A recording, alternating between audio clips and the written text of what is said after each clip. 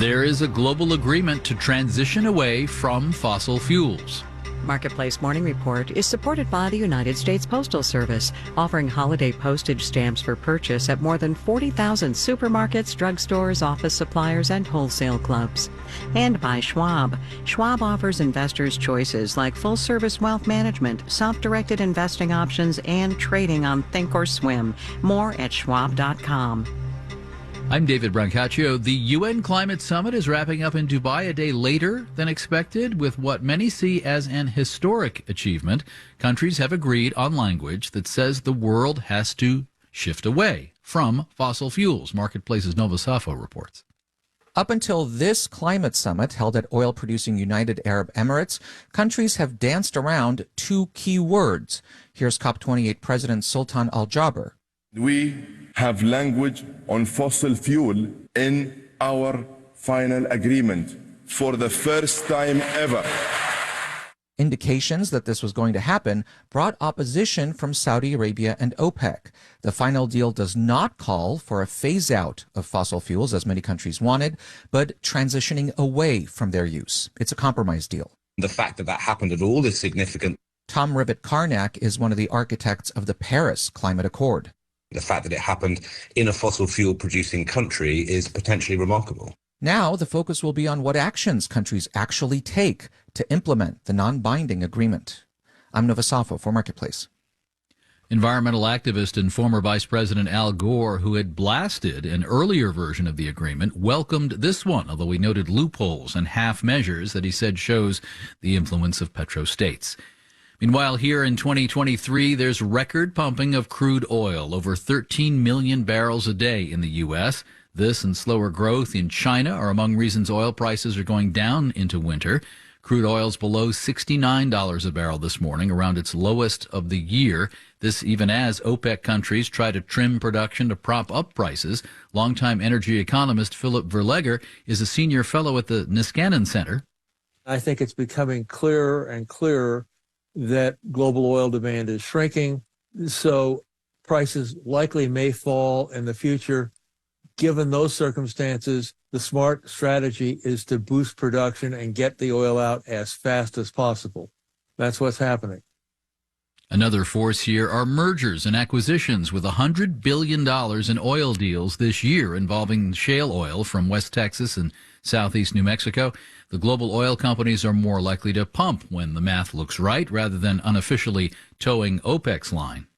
What has happened is large companies like Exxon and Chevron are moving in, and Exxon and Chevron look at prices and say, if the prices justify increasing production, we'll increase production. AAA says it's $3.13 a gallon on average right now, lowest of the year at the pump. The Federal Reserve will brief the country on the economy and inflation in just over 7 hours, but very likely will not change interest rates. S&P futures and Dow futures are both up 0.2%. Marketplace Morning Report is supported by C3 Generative AI.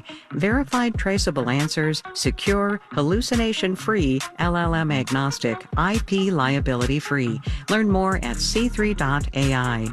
And by Financially Inclined, a podcast from Marketplace is all about money lessons for living life your own way.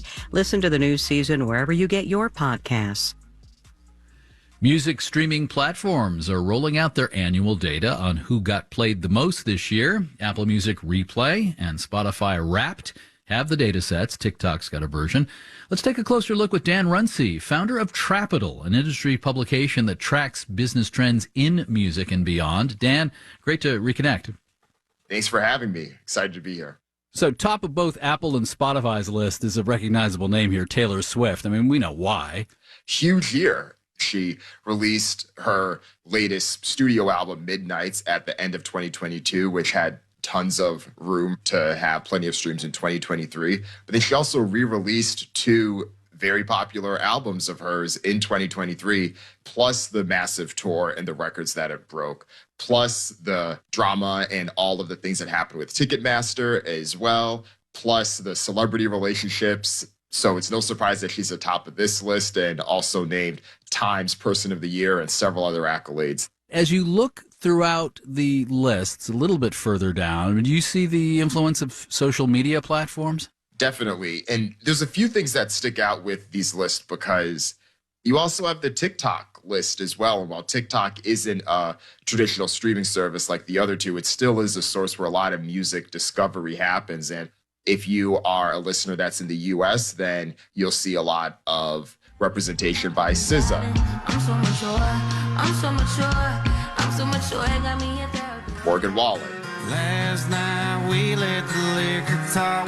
I can't remember it. If you're a user that's in Latin America, you likely saw much more from Bad Bunny or Peso Pluma or Karol G and artists like that.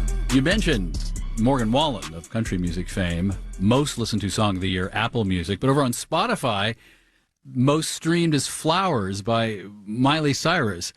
What accounts for that, do you think? Country music itself, while it's grown its popularity across the globe, it still is a genre that is most popular in the US. And on a platform like Apple Music is much more centered around the users that are in the US, just considering the adoption with the iPhone, but they don't necessarily have the same level of penetration when you look everywhere else in the globe. Now, we should spare a thought for wonderful artists who aren't such big names trying to get some attention on these streaming services. You know, they don't earn that much from these streaming services, do they? No, and there's been a few changes that they've made with certain rules that have happened where Spotify had announced that they now have a minimum threshold of 1,000 streams in a year in order to start generating revenue from the services. And this is something that does affect a majority of the artists on these platforms, just considering how many artists have ever put any type of music on Spotify. There's a number of vested interests that want to see things continue to grow, but as things slow down, we're seeing a bit more debates around how best to split the current pie. Dan Runcie is the founder of Trapital, which covers business trends in music, media, and entertainment. Thank you for the time. Thanks for having me. It's great to be here. And I'm David Brancaccio. This is the Marketplace Morning Report from APM, American Public Media.